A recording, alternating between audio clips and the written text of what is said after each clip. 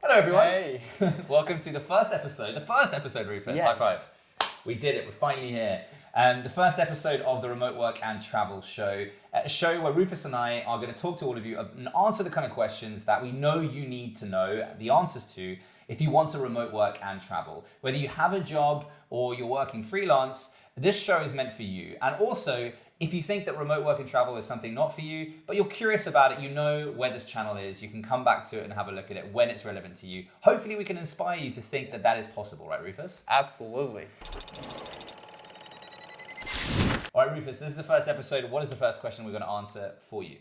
So first question is how to ask your boss to work abroad. Ooh, this is a good one. Yeah. How to ask. I mean, this is sort of the first place to start, really. How to ask your boss, assuming that you have a boss, to move abroad. I guess if you're like working for yourself, then you can ask yourself. Then you ask yourself. Yeah. How would you do that? Look in the mirror. Yeah. Rufus, can I work abroad? But you ask yourself, my name, Rufus. Sir? All right, so let's think about this one. You know what? Before we kick off, I want to make a statement about this one. We said ask, right? Which would imply that we're asking permission to remote work abroad. Now, I want us to stop thinking about this as asking for permission, because if when you want to ask for permission, it implies that you don't have the authority to do this kind of thing. You need someone's approval. Now, remote work is effectively working from home, right? And for most of us who were, say, working in London, Barcelona, Berlin, so give myself an example in Oslo, I was remote working in Oslo, right? Now, before 2020, if I wanted to move flats in the same city, home, right? Because you were remote working from home.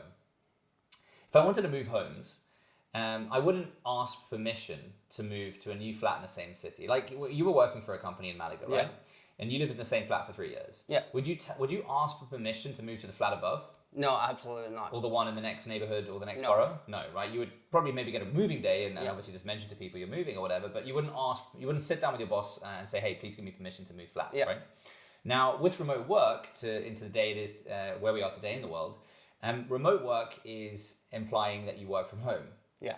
Working from home is working from wherever you call home. Yeah, that's so. True. By the same logic, you shouldn't actually have to ask permission to move homes and where you work from home, right? So I want to get that mindset into you to think that firstly, don't feel like you have to ask or beg for permission to do something like this. Now, having said that, of course, you should 100% communicate all of this as openly as you can, because the last thing you want to do is all of a sudden be on a beach in Bali and they're like, hold on a minute, when did you move to Bali? So communication is key. Like anything in life, communication is key. Absolutely, but it's also another angle to it, because some companies has remote working right now because of the pandemic. And if you're saying I'm moving away, then you're gonna be like, okay, but you need to move back as soon as we open the offices again. Correct. So I think you've acknowledged something really, and there's 2 points I want to acknowledge before we delve into this. I'm assuming by the advice that I'm giving right now that your company is doing a mostly remote work setup, so that you are mostly remote work only, or 80% or 90%. So you have the flexibility.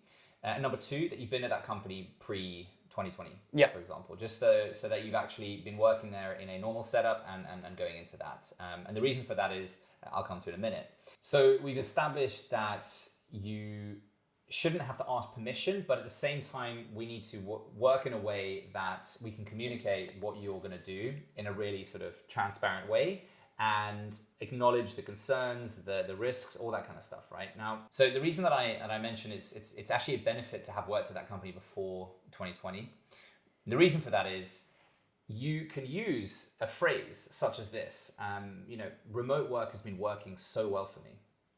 Hopefully that's proven by the work that you've been outputting and deliverables and things like that. But still, you can say about how well remote work has been working for you, working from home. Yeah. And you want to continue that, and hopefully that's proven by what you've been doing. But that's a really nice way to sort of communicate this. Hey, so open the conversation up with your boss, your line manager. So remote work is really working for me. I feel happier, I feel healthier. Whether you're just outputting the same amount, but your social life is improved, your family life is improved, or whatever it is, right? And you're realizing that you want to continue to do this. in a new context, for example, a sunnier climate, a cheaper environment, for example, a nicer living standard. Yeah. So the first angle, I think, to communicate this to any boss and things like that is to acknowledge that, look, remote work is working for me. It's working for us, and it is working. Yeah. And I know that my output, I also want to be honest, and like, don't put expectations that your output's going to increase because you're going to move somewhere else, right? You don't want to have that kind of balance, put like milestones based on it, because then you're going to feel the pressure to over deliver. So, but you want to communicate it in a way where, you know, remote work is working and I want to continue doing this and I want to do this effectively full time, for example, right? So that's a nice way to sort of start that conversation up with a boss, speaking about genuine facts that are working, right? So the reason that I wanted to open up with the positive phrasing around how remote work is working for me is because it opens up the possibilities of what remote work can then do for you and the company, right? So you open up with this positive phrasing. Now, remote work only works if you don't feel remote, right? Yeah. So there's a few things that you need to think, a list of, when you are thinking about remote working abroad, traveling, etc., working for the same company. And these are these things. Number one, how you plan on maintaining your productivity and responsibilities, right? You have a workload, and you know, if you want to go surfing in the morning and kite surfing in the evening or whatever, you need to plan your days around this. So there are a few things you need to make sure that your company setup, the infrastructure you have, allows for to make remote work successful. So say you work in a startup or a corporate. Now, if you work in a corporate, odds are you have organized folders, you have a process for getting information, you don't have to just walk around to a cubicle around the corner, right? So that's one thing to think about as well before you even consider doing this, because you might be good at remote working and traveling, but the company might not be set up for that. Mm-hmm. So you need to bear that in mind, that you might set yourself up for failure because you might start remote work and traveling, and because you get allowed, you're allowed to do that because your colleagues and bosses hopefully are very willing and open to allow that such a thing. But is the company infrastructure set up to allow that, right? Whether it's passwords, accesses, domains, all these types of things. So that's something you really need to bear in mind. Now, I have a solution for you if that is the case, that it is not. You realize that you work for a startup, and startups are famously scrappy and messy, right? Organization only comes at Series A, Series B when they've raised a bunch of money and they realize they have to professionalize to scale, right? Yeah. If that is the case for you, don't worry. This could be the opportunity for you to be the example of how to make this work. So for example, say you were to pitch this into your colleagues, excuse me, your bosses and things like that. You could say to them, hey, look, so I'm gonna, I want to be the example for all of us to see how this can work, and identify the known unknowns, identify what is, not working for this kind of setup, and implement that. So maybe, that's obviously you taking on a little bit of an extra work maybe, but it's like a great test. If you're the first person to suggest this in the company, if you have 15 employees in the company or 1,500 or whatever, and you're the first person to sort of suggest this kind of thing, use that to your advantage to say that, hey, I think I'm the best placed person to test this out for all of us, because if I can figure this out, identify the known unknowns, work on the blueprints, trial and error, test and things like that, we can make this possibility for everyone, even your boss, for example, who probably has a boss, right? So think about phrasing and how you use this, and whilst you might be the first person to do this and you feel like, well, how in a million years could I be allowed to do this?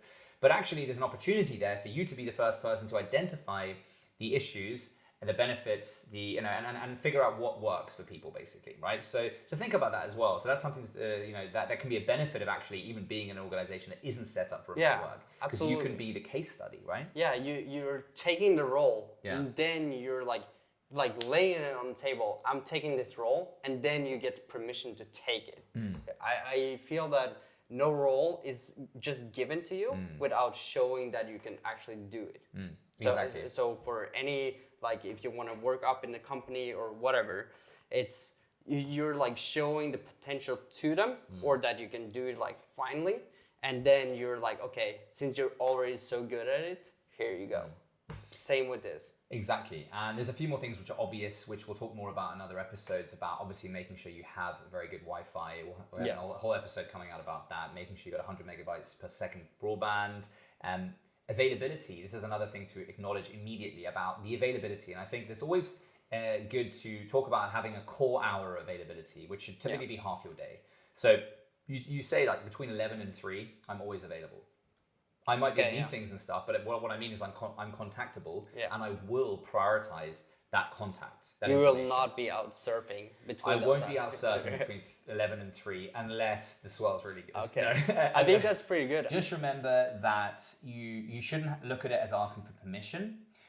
You have the permission, but it's just a case of phrasing it in a way that makes them realize that this is good for you and this is good for the organization. And even if it doesn't work out, at least you're going to learn something, I think, from the experience, right?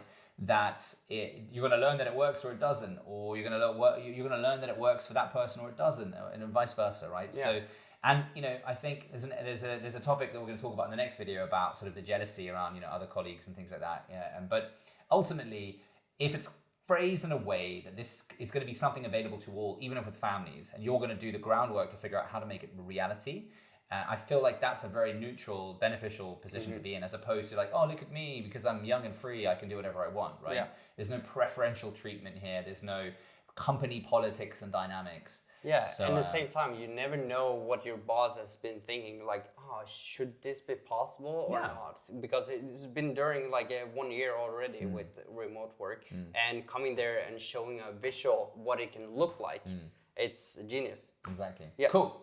So that's it for the first episode. I'm Matt C. Smith. This is Rufus Tangen.